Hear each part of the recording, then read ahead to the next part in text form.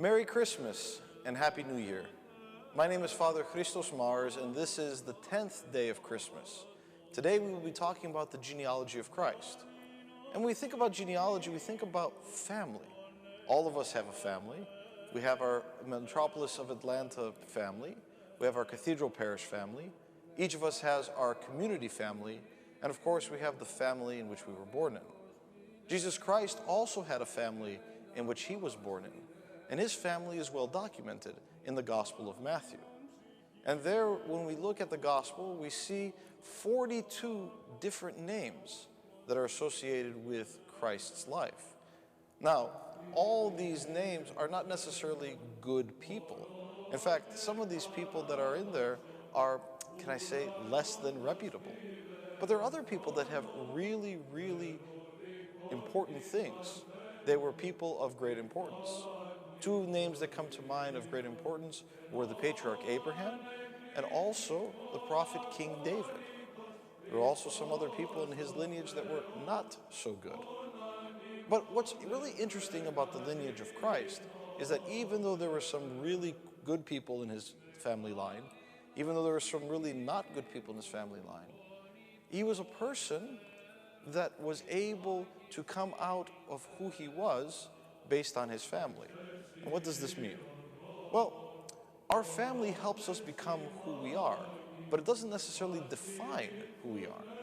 You see, with Christ, he was a person that was both fully God and fully man at the same exact moment. All of the people, his ancestry, that allowed him to go from where they were to the birth of Christ, were people that helped shape who he was. And in the lineage that you will read in the Gospel of Matthew as part of your activity today, there we see something that's very unheard of, something that was not normally kept during this time period in which Christ was alive.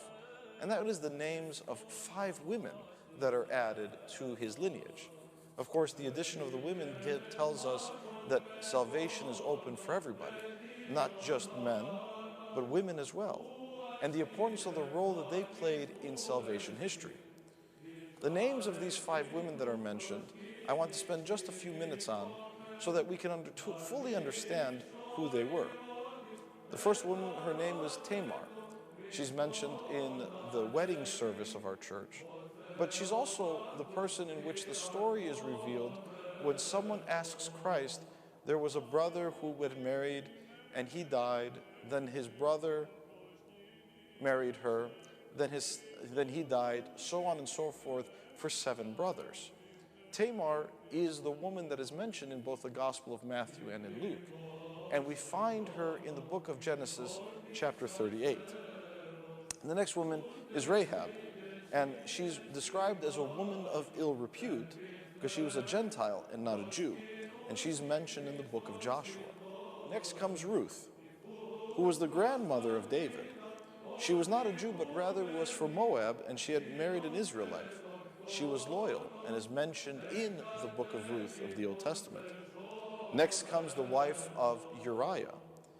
Her name is Bathsheba, and she was, of course, the mistress of David and was the mother of King Solomon. She's mentioned in the books of 2 Samuel and 1 Chronicles. Finally, the final woman that is mentioned in the lineage is that of the Virgin Mary. And of course, we know who the Virgin Mary is because of the New Testament, because of all of the wonderful feast days and her association with Christ. Now, this brings us into a conclusion of Christ's family. They were people, normal people, just like you and I. They were people that were both kings and prophets. They were people who were normal, average people, and some of them were the people of the lowest low. But the important thing to realize is that just like Christ, his family helped who he was.